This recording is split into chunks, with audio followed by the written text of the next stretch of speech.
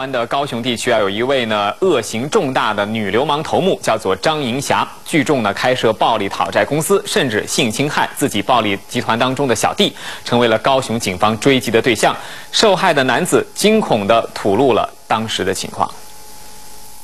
外表冷酷、身材壮硕的张银霞以脾气凶狠出名，在高雄地区聚众开设讨债公司。个性霸道的他，除了暴力讨债以外，甚至性侵旗下的小弟。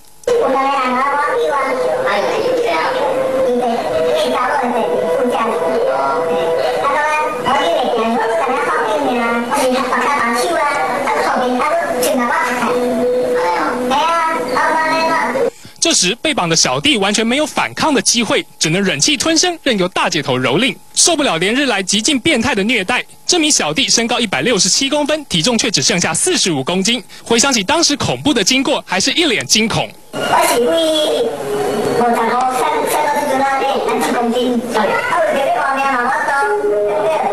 性侵他的就是这位恶名昭彰的大姐头张银霞。现年41岁的她，10年来涉及至少21起暴力讨债、强盗、恐吓等前科。警方还在深入调查，要继续追缉张银霞和旗下相关共犯到案。